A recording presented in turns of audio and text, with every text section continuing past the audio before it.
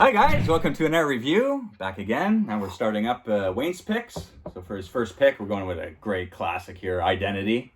Another great film after 2000s that I love. It was released in 2003. It was a great movie. Yeah, I saw this one in the theater, man. A bunch of times I've seen this movie. Loved it. Yeah, I still watch it at least a few times a year, man. I've seen it many times. It's one of those movies that even I'll throw on today. Yeah. Like if I'm watching with a friend who's never seen it, or a girlfriend who's never seen it. It's one that you love to recommend to people. Yeah, that's it, because it's a good one. Because it's also it's got its horror elements, but it's really like mind twisting great at the actors. end. What a cast! Yeah, what a cast! Yeah, even the smaller co-stars. I mean, a fantastic cast.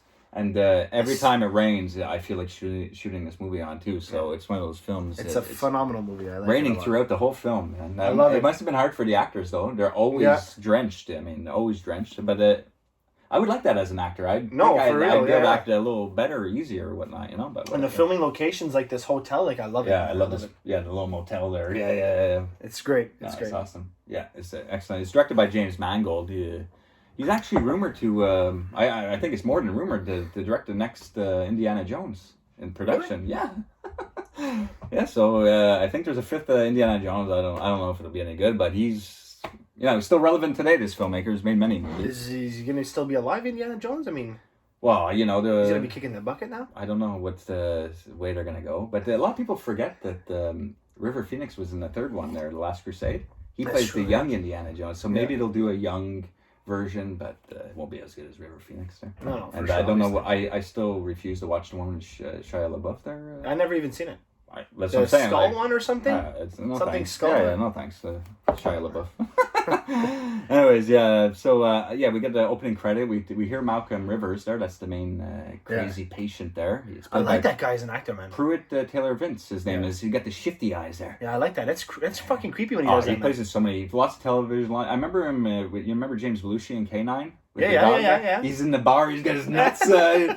He's all crazy. He shoots the pool ball at the dog. I think he played also too in the Walking Dead series. Does it? Yeah, you would know better than I. But he does play a lot of television, and he's still alive today. Just 60 or something like that. But yeah, excellent actor, Malcolm Rivers. Great part too. Great role. He doesn't get enough respect, that guy. But of course, it's led by John Cusack and Ray Liotta. That's right. Leading the film, obviously. Yeah, so during the opening credits, we got Alfred Molina, another great actor there. He's going over the whole case, the notes. He's listening to Malcolm Rivers' tape because he's about to be executed the next night or whatever. You even got Marshall Bell, a little scene at the beginning. He gets called, I guess, he's part of the committee that sentenced them or whatnot. And the guy's like, Greg, you up? Well, yes, as a matter of fact, I am. What the fuck you bothering me for? He's in his suit in bed. Marshall Bell, he has like a few lines. He's such a great actor. But yeah, he's like, he tells Marshall Bell, they found the hidden diary. They're going to reopen the case. There's going to be a night hearing. He's like, what? How the hell? He's like, fucking getting executed in like 24 hours. This guy. That's it. It's so strange. But during did we say it in the crazy line though? During the tape, we hear as I was walking up the stairs, I saw a man who wasn't there. He wasn't there again today. I wish he'd go away. I still say that line today. I love that little saying. I don't know where it's from exactly, but yeah, it's always. I think it was from like a play or something. I read somewhere that it was like from a play. Maybe a crazy poem from one of those crazy one of those Edgar Allan Poe poems. Yeah, one of those guys back in the day. It seems like a crazy saying from one of those guys. But so now we find out that case is going to be reopened that night, and maybe he can get off with an insanity plea or whatnot. Yeah, that's right. But right away, so we get that scene. Now we head over to the motel. Boom, it's raining. You're in that great atmosphere. I love it. We see John Hawkes there, Larry. He's like, buy a vowel, or give me a vowel. I think he's doing a drinking game by himself. Yeah, so every time we do a vowel. Yeah, he is. He's such a great actor. No, he's the guy that got burnt in from Dusk Till Dawn. Yeah, man. He played in Perfect Storm. That's right. Yeah, he's a great actor. I love John Hawkes, but this is when he's kind of like first getting known. That's it. And he does a fantastic role as that. You think he owns the motel. Or like he's just like a motel manager or something. Yeah, you think so. He's watching Wheel of Fortune, but John C. McGinley comes in. Barging in. She won't stop bleeding. So you're like, what the fuck happened? But I like this little sequence. The next 5-7 minutes has all these cut scenes of people leading up to each other. How they got there and everything. All how they're tied in. And why she's almost dead. We find out John Cusack hits her. But before all that, we see John C. McGinley in the car with Timothy. and his wife. They're the girl that That's gets hit, but they have a blowout in their car. They ran over a shoe. Yeah, so and that's where that kind of like cuts, and then we see where the shoe came from. Amanda P. So we get to see everyone's kind of character and like backstory a bit, and we find out she's like a call girl or something. That's right. She's with some disgusting guy, and because she's looking for a lighter. Happy birthday. Yeah. She can like whip He's cream like on his chest. Yeah, he's like a real slime I think she ball. left him, that guy. Yeah, handcuffed, and because she stole the lighter, you see, That's it. But yeah, she's thinking, where's that lighter? Because she wants to light a cigarette. So I put it in my luggage. Girl can't just pull over, she pulls over her, opens her luggage while driving. There goes all her clothes. So the shoe flies out, and that's what they end up hitting. But while they're changing the tire, the kid and the mom's doing this weird game where he's pinning the hand on the window. Yeah, that's it. She does it. He steps back, and she steps back, and while she steps back, John Cusack hits her with the car. That's right. Crazy moment. And now we cut back to a few minutes in time and see that John Cusack's driving an actress played by Rebecca De Mornay. Right. Love her from Risky Business with Tom Cruise, classic film.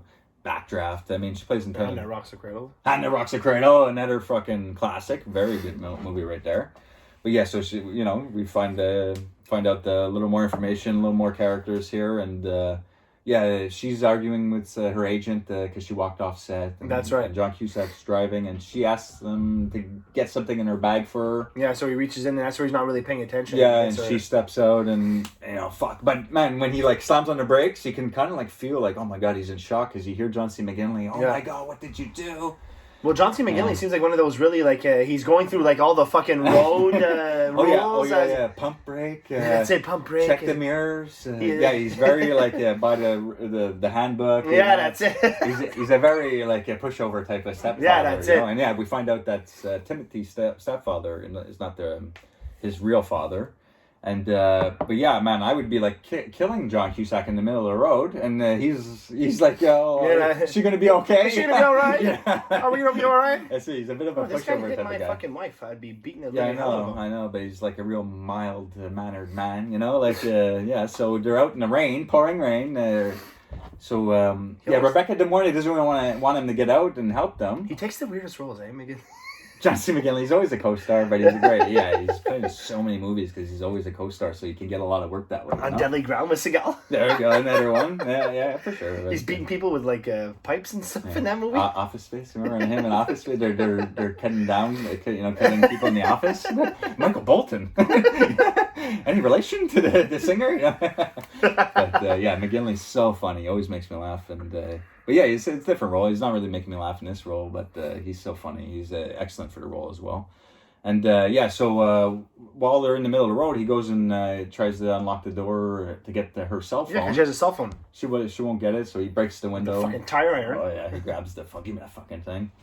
But like honestly, what is this woman thinking? Well, she's all about herself. She just she wants to go on with her business. I would have left her right there. Yeah, I know, but she is left wherever, he makes sure she gets out of the fucking car after he drags her out of the car. But pretty much they just all head over to the motel. So we saw a bunch of characters' backstories, and now there's still a few more characters to come, but now we're headed to the motel. Now we see why she's bleeding. And that's right. And John Hawk's like, oh my god, what the hell happened? And he sees Amanda. That's while John Cusack gets to the motel, he takes the actress out. She's like, I don't want to stay here. He's like, I gotta go get help. I gotta drive off. You're staying here for a little bit. So yeah, he goes and drives off on his own, and the roads are flooded everywhere. So Amanda Pete was on that same road. That's right. That's where he comes across Amanda Pete. Yeah, exactly. And she needs to. She doesn't even have a top on her car there. No. And that car must have been like soaked, but she gets out of the car, asks for a ride. He picks her up. You realize the road's flooded. That's right. And then two other characters come along. Clea Duvall from the faculty and all that. And what was the other guy? William Lee Scott. He's a decent actor. They're kind of like married, we find out, but they don't really like each other. No, she seems like she's really like a spiritual person. Like she's really. Well, yeah, because she talks about the tribe. Yeah, like we were talking about before. We almost thought like when she starts reading about the pamphlet, the tribal spirits that people that got killed there before, because there's a huge drought or some shit. You kind of think it's going to be like a ghost kind of movie. Yeah, you like don't know what Paranormal Activity kind of thing. Yeah, and I you. remember seeing this in the theater, and the trailers didn't really give too much away. So when I saw it in theaters, I was like, "What the fuck is what direction are they going to go with this?" And then the twist is it's great. Like it was done well. Yeah, it's not like a big letdown. Like some other movies that are after the 2000s that don't really deliver. This one delivers. I always enjoy it. It's only about 90 minutes long too. It's not that long either. Yeah. It's all set here pretty much though. It feels longer than what it is, but it flows beautifully. It's only 90 minutes though. Very very quick movie. But so when they're at Cusack, his car is stuck in the fucking flood. So him and Amanda Peet get in with Clea Duvall and William Lee Scott, but he only lets them in after he sees Amanda Peet. Yeah, that's it. She's like half naked. Yeah. You want to let her in, right? And you see Clea Duvall give him the look, eh? And he's like, well, he's got his glasses down like that, like he's some kind of badass or something. She's like, hey. And Cusack's just like, let me use your fucking phone. That's it. I'm having a real wet fucking day here, like bad fucking day. Just let me use your fucking phone. I don't have a phone, okay? So now everyone's at the fucking motel except a couple more characters coming. Man, this cast is so good and so huge. But so we head over and fucking John Hawkes, the manager of the motels, just gets a glance at Amanda Peet and asks John Cusack, "Is that a hooker? Is that a hooker? You don't serve hookers here." Yeah. He's like, we don't sell Roombas by the hour. Yeah. Oh, I appreciate it if you looked at me. Yeah, that's it. I don't appreciate looking at trash. She's like, what the fuck is going on? What the fuck did she do? And she's like, I'm hungry. Is there any food around here? Oh, vending machines are around the corner. Help yourself. And then he's like, tries to serve the other people. Yeah, that's it. He doesn't give a fuck about Pete at all. Yeah, so he fucking hates prostitutes. But I don't know how he knows. Like, he just gets a sense. Well, I guess because like no prostitute would ever give him the right time of day anyway. That fucking guy. Anyways, but... So everyone's pretty much there, and he's giving the actress the room, and she gives him an extra $50 and makes sure it's a nice room and everything like that. But so they have the whole scene with Amanda Peet, and she walks off to the vending machines. But then we see Ray Liotta pull in. Jack Busey. You think he's a cop? You got Jack Busey as the criminal in the back there. You think that's what it is. It's a good little twist there. I like that twist. They're heading off to Carson City. Yeah. I like that little tie-in though with Con Air. John Cusack and Con Air, and that's where they're going in Carson City. Carson City. Whenever I hear that name, it's always synonymous with the Con Air. No, for real. Yeah. So when he said the Carson City, I thought of Con Air right away. But I didn't make the tie-in with John Cusack. So when you did that tie-in, it was good. But so Liotta pulls up. He tells them, we got flooded in. I'm bringing my guy into Carson City, and John Cusack comes in. He's like, "Hey, do you have a radio?" Liotta's like, "Who's this guy?" Yeah, that's it. So, 10-4 to requesting medical. It's been like requesting medical. Yeah. There's the line's down. They can't get anyone. But he's like, "Okay, well, once you get settled, maybe come check out the woman there." That's right. And so he does a stitch job. But I mean, he asks John Hawkes, the manager, "You have any like thread? Need no thread?" He does a pretty decent fucking job. I'm not gonna lie. Yeah, he does a good job. But John Hawkes is like watching him. He's like, I wish I had beige. Because it's black, the threads. He's like, it would have looked better. He's like, who cares, Like, I wish I had beige, He's like a ratty character, that guy. Yeah, he has a rat face, but he's so funny, man. But he settles in Ray Liotta with his fucking Jake Busey guy there, the convict. That's right. He handcuffs him to the bathroom. And then he's like, okay, let's go check out the woman, And that's it. It's a pretty good job. Just keep her comfortable. Everything should work out. But everything ties in later on. But we'll just mention it quick. There's just that everybody that's in this movie gets a key to a room.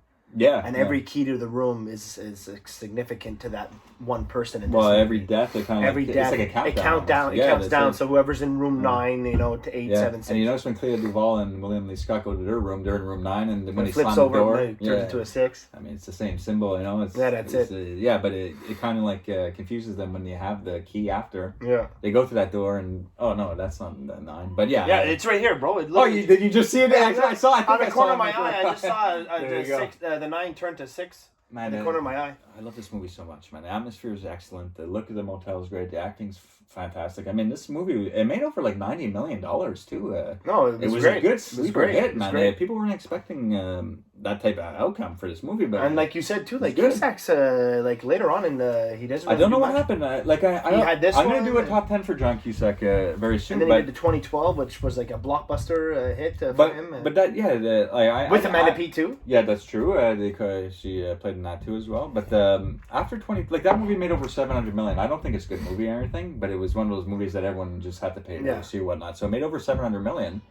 But now, like, I think in the last 6 years, he has like 6 direct-to-DVD movies. I don't know what happened. He turned into fucking Steven Seagal.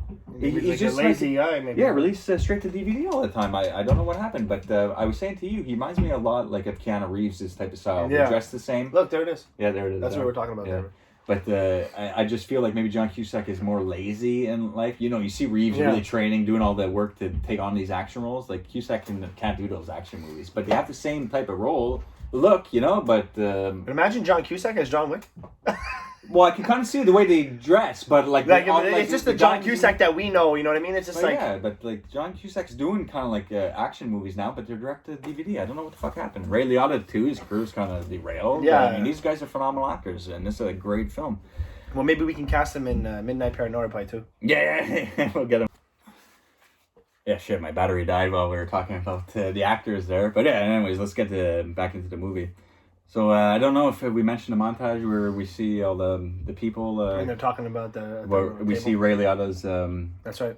Blood stain though. We see a little bit of everyone's character. Then we see the first kind of like hearing in that conference room there. Malcolm Rivers is not there yet. We see like the judge and all that, and he's irritated. You know, he wants to get this thing over with. He already sentenced Malcolm Rivers to death, so let's get going with this. But also, we get De Mornay's death there. She's in her room. She's trying to get some reception on her cell phone. She heads outside, chasing the bars, 1 bar, 2 bars. She grabs the shower curtain to block the rain. But yeah, it's filmed nicely. It's the suspense is done well and all pool, that. The beautiful scene. Yeah, I like all the exterior shots. Where they do their laundry. It just where all those side little alleyways where they they're looking around because we find out Jake Busey escapes, so they go all around looking for him. But yeah, but Rebecca De Mornay gets killed, and I guess she screamed, and John Cusack wakes up. I think he had the room right next to her. He goes out just to look around, but he starts spotting the shower curtain rings. Yeah, that's right. So he's following the trail, but there's no sign of anything. No blood trail, no nothing. Yeah, but I mean, like, it's cool, the shots of him walking around. Leads him into like the laundry room. The laundry room there, and we see the dryers going there, and we find De Mornay's head in there. Fuck, it's crazy. With a key. Yeah, that's it. But the Liotta and John Hawkes, the manager there, they come in. They're like, "What the fuck," And Liotta tries to grab it with with his bare hand, and Cusack says, "Hey, grab this." And Hawks is cop. Like, "Yeah, well, he used to be, and that's what we find out." Hawks is like, "What are you, a cop?" He's like, "I used to be." Liotta looks at him, because Liotta. Liotta, we don't know what's going on with Liotta. Like, who is he really a cop? That's what they say. Like, where's your man? He's like tied up to the fucking toilet in the room. Yeah, that's it. And then So they're like, "Where's your convict?" And so they head over back to Jake Busey's or Ray Liotta's room where he handcuffed Jake Busey to the toilet. We see that he escaped, so they all think it's Jake Busey that killed De Mornay.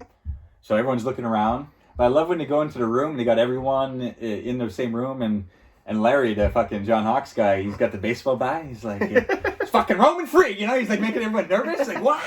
No, he's fucking out there. He's fucking chopping heads off. He's killing people. He's stuffing them in the dryer. Like John Cusack's like, "We got a little bit of a situation there, He's like, that's cop talk, for someone getting their head lopped off, And everyone's like, "What the fuck?" He's like, "Yeah, the killer's running free. He's got him crazy." So Cusack and Ray Liotta go around the whole fucking motel looking around. They tell everyone to stay in that room. So I mean, we get some shots of Busey a little later. He's like running. It looks like he's running far away from the motel. No, that's it. And he looks like he found found another spot to just get into. Like a building, like a farm or something further away. Yeah, but when he gets in, he sees like he's like right close to Cusack, and he sees him like out there, and he's like, "What the fuck?" You know? Yeah, that's it. Turns around, Liotta's already in. He's like in the kitchen area. Yeah, that's it. So it's like he ran away from the motel only to be back at the motel. Yeah, it didn't make no sense, and even when I saw it in the theater, I was like, "What the fuck is going on?" Yeah, that's it. Like what the Twilight Zone thing. No, that's it. So so he gets knocked out. They catch the fucking convict there and everything. But during that, while they're chasing all that, Clea Duvall and William Lee Scott run out of the room and into their room, and they're having a fight about what we talked about. She's not really pregnant, and he's like, "Well, why did I marry you?" You know, and whatnot. So she locks herself in the bathroom, and he's like, "Let me in, you know, come on." But while she's in there, we hear some whispering, whatnot, you know, and then he's like, "Let me in, you know, let me in." So you assume he's getting killed at that moment. But that lock's kind of weak. I'm surprised that just didn't get pulled off. Yeah, it looks like a crummy hotel too. Like it wouldn't be like it's really hard to get into that room if you really wanted to. Yeah, it's not bolted on too. It's just a small little one of those slide locks. Yeah, that's it. But whatever. So when he doesn't answer, she's like, you know, she starts peeking out and she sees the dead body, and she sees a shadow with a knife coming towards him. So her. So she locks the door. She's screaming. She goes out the back window. That's when everyone goes into that room. Well, they kind of like bump into her in the lane. That's right. Everyone, so she's safe at that moment, Clea Duvall, but her husband's dead at that moment. So we end up finding a key on him a little later. While John Cusack goes back, he's taking pictures of the body. He's having a conversation with Amanda Peet, explaining what he used to do and that story about the girl jumping off the roof that made him sick and why he quit and everything. So that happens and all that shit, but they catch the convict there, Jake Busey. They knock him out, tie him into the fucking chair in that kitchen area. That's right. And they're like, John Hawkes, watch him. Watch over him. He's like, I don't feel good with the guard duty per se. But that guy fucking, because he saw Rebecca De Mornay had tons of money. When she's dead, he rushes to her room. Yeah, to take all that money. Yeah. John Cusack really ought to see him. And they're like, "What the fuck? We told you to watch him, you know." That's it. So I had to get something, you know. He's fucking took all our money, and when they go back, he's dead now. He's got a bat shoved down his fucking throat. I mean, that was a fucking sick scene. It's well done, very well done. It's gross looking, but that's when they think Larry's the killer, and that's right. He acts out. He grabs Amanda Peet. He's got a knife to her throat. He's like, "I don't care about a fucking whore." Yeah, I'll fucking kill her. And she's like, fucking hits him into her fridge. He flies into the fridge, a fucking body comes out. What the hell's going on when you first see this movie, you know? But I think that's the secret that Busey was saying. He's like, I got a doozer of my own. He's like, what's in there? Oh, yeah, what's in there? Yeah, because they have a little conversation. Yeah. He's like, what's in there? He's like, shut up, you know? So that's the original owner, you know? Yeah. So we're like, what the fuck? But he tells us that guy came there, no one was there, and he found that guy dead. That's right. Face down in a banquet pot pie or some shit. So he's like, I just waited till one of his family members would come, but no one ever came. Just more customers. So I put him in the freezer. Yeah, I put him in the freezer. It was hot out. I thought that'd be a good place for him. Oh my god! So fucking, they think Larry's a fucking murderer. You know? He's got bodies in the fridge. He's killing people with bats. He's got the girl's money. He's about to kill Pete with a knife. Like, so they have him tied in the motel, you know, and he's like, "Shut up," you know. And Ray Liotta's got a gun to him, you know. And since you were here, no one's died. He's like, "Since we're all here, no one's died," you know. That's it. But he tells them that story, you know, and John Cusack and Amanda Peet are like, it's so crazy and maybe true, you know, like it's just.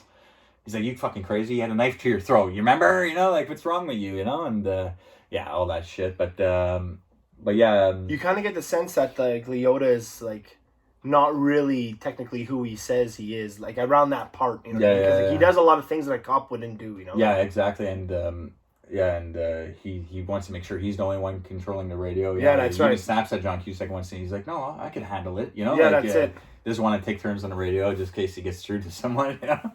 But so I think we get back to another hearing scene, and this is where Malcolm Rivers is being wheeled in. That's it. The cool shot, you know. The crazy eyes. Looks like Garland Green from Con Air. But he's got those shifty eyes, man. I love it. Crazy talent to have for an actor. He's like a unique actor for that. He's known for those shifty, friggin' wobbly eyes. My God, it makes me fucking dizzy. But yeah, so he gets brought in, and then we're back into the motel too, though, you know, and I think this is where they're starting to put the connection together that, it's your birthday. Well, they're like, "Oh, where are you from, Florida?" Yeah, that's right. Like the two people that don't like each other, John Hawkes John. Well, no, they're not all from Florida. They all have a last name that's associated to a state. That's it. That's it. Like That's Nevada, it. the Paris, Nevada, Larry York, Ed Dakota. You know, just they're all connected in that way, but they all have the same birthday as well. That's right. But even Amanda Peet and John Hawkes are talking about where they grew up and they're close, so they're kind of like hitting it off. And Liotta is all best friends now, right? So but while he's tied up, though, there's a huge explosion when Clea Duvall and he tells Clea Duvall and the kid to go to the car. But am I missing a death though right before that? Because he's tied up in the chair. Oh no, because he's tied up in a chair and when the force of the blast kind of like unties him, and that's like right. How he's allowed free. But yeah, John C. McGinley's still alive at this point. But the mom who sewed the neck. That's right, she dies. Yeah, we just find out she's only been on the bed throughout the whole thing. And there's like a key next to her as well. Yeah, he's like, how's that possible? Yeah. But yeah, then he sends Clea Duvall to with the kid to go. You get out of there, and the car explodes. The death I forgot was John C. McGinley is he gets hit by the car when he's trying to flee after they find a body in the freezer and he has a knife to Amanda Peet's throat, and before he's tied to the chair he tries to flee in the truck, hitting John C. McGinley into the garbage truck can there and everything, but he was about to hit the Timothy little boy there. So fuck you, this guy's killing everyone. It seems very fuck. So when so the mom dies, and then Clea Duvall and the boy are disappeared all of a sudden when the car goes off, but there's no like remains of the body. Yeah. So everyone. This is when like everyone kind of starts disappearing. That's right. The bodies are all like disappearing. They pull out the truck. John C. McGinley's body is missing. The head's missing in the dryer. Everyone's body that that died up to that point is all missing. So so I guess what so. Now we're like, what the fuck is really going on? And I think maybe it's those. Oh no, that was before the tribal. Well, they say like at the court meeting there where they're having the court meeting, they say that you kind of get a tune of what's happening. You know what I mean? With his split personality. Yeah, that's right. Because they say multiple personalities, and they even said like this is the first time that where all of his personalities are together. He brought them all together. Yeah. So because he's trying to, that's what we find out is these characters are all in his head, and he's fighting them off to have one character, and hopefully it's a good character. Yeah. Because he's struggling with bad characters and good characters. So and apparently one of the bad characters, one of these characters that he was a killer and killed people. That's why he's being sentenced to death because he actually killed somebody. Exactly. But they don't want to sentence him to death because his diary can prove that he's insane and maybe bring him to a mental hospital. And because he's a split personality, right? Yeah. One of these personalities, one of these characters that you see killed somebody. Killed 4 people actually, you find out in the movie. And if he is that person, then he's going to get sentenced to murder. Right. But they can't prove it because he's got multiple personalities. That's it. So they're trying to bring them all together. And that's what Melina is doing. He's like bringing them all to the forefront. And that's it. And once they all get eliminated from his mind, there's only one person left. And hopefully, like you said, it's a good person. One left over. That's what it. They're trying to do. So now after that hearing scene, we cut back to the motel, and that's where John Cusack is. Oh no. That's where John Cusack is starting to like put the names together because he's the bodies are disappearing and all that, and he's like, "What the hell's going on around here?" He's putting all the names putting the names together, and his name's Ed Dakota, and he's going through everyone's name. And it's just like it's mind-boggling to him. That's right. And that's when he starts hearing the voice of the doctor. That's right. Like, what the fuck? And then he like shifts as Pruitt Vince Taylor there, Taylor Vince, sorry. So he's that character now. Yeah, he's in the chair. It's John Cusack, and he's talking like as if where's the motel? Yeah, that's it. Where's the motel? Where's everybody? He's like telling them what's happening. I was a cop, and that's it. So it's crazy though because it's almost like in a sense where like he's freed though when he gets back to the motel. He knows what he is at that point. You can tell by his performance, John Cusack at that point. It's like there's no more fear, He understands what's happening now. He knows what he has to do. So so he goes and he knows Amanda Peet's trying to do it. She says she bought some land. She wants to grow some oranges and everything. That's right. So he knows she's a good character, and he goes one-on-one. He walks up to Ray Liotta. But we kind of get like the little back scene with Ray Liotta there too, where we see he was a convict too. That's right. He was able to shimmy out the cop and stab him in the back. Yeah, that's right. Crazy shit like that. So he was actually a convict all the time as well. That's right. Acting as the FBI agent or whatever. So yeah, when they come like face to face, but I like what Amanda Peet says to him. She's like, "What did you see? You know, where did you go?" Like she doesn't understand. Like he's like whispering. You know, That's it. It's like, oh, you know, like he's just like she's like doesn't understand what the heck's going on all of a sudden. So him and Ray Liotta have a bit of a shootout. You know, they kill each other. Yeah, but he comes out. Gets the last couple of shots in him. No, it's a great movie there. So you think he killed off all the... That's right. So only Pete's left. Even though Cusack was a decent character, he dies off as well. Liotta's dead, so you think, yeah, Pete's only left. And while she's driving to Florida to her new home and all those acres she bought. That's right. She's digging the orange She fields. finds a key.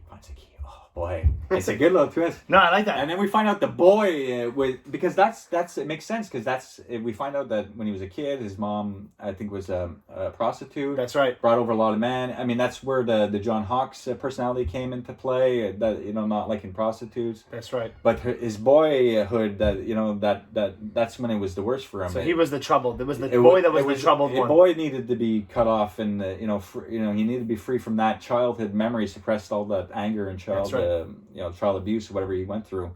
So the child was the one that needed to kill off. We thought he died with Clea Duvall, but he didn't. But we find out that he set up everything. He acted like he wanted to get hit by the truck, only to get his stepfather to hit. He suffocated his mom. He literally did it all. He killed everyone. And he's like, he's there, he's got like some type of tool in his hand. Yeah, that's it. And he's like batting it in his hand. He's like, whores don't deserve a second chance, Fucking gives her a good But while that's happening, so the good character gets killed off, and he's only left with the bad boy again. That's right. But while this was happening, he got sentenced to a mental hospital, and his death sentence. Yeah, so now he can go free now. Not free, but not free, but like he's not sentenced to death. Not sentenced to death. So while he's being shipped over to the hospital, he's in this van with Alfred Molina and the driver, but he's like whispering and talking what we're seeing with the kid and Amanda Peet and everything. So Molina opens like the middle cage separator between them. He's like, what, And then he's like, he grabs me.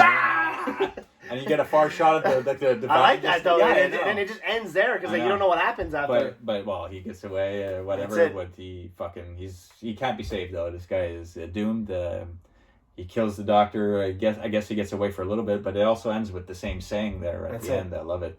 When I went up the stairs, I saw a man who wasn't there. He wasn't there again today. I wish he'd go away. There you go. I mean, that's a great saying as well. I mean, review got fucked up, but it kept getting cut off. Yeah, kept getting cut off twice. So sorry if it seemed a bit choppy there. I fucking lost power in my phone there. What are you gonna do? I mean, my battery power. Anyways, that's another review, guys. Until next time. Thanks a lot for the support, guys. Take care. I'm just sitting here at midnight, and I'll be sitting here till noon. You see, my lady left me lonely. Yes, she did. Baby left me blue. The funeral is about to begin, sir. The Daigler.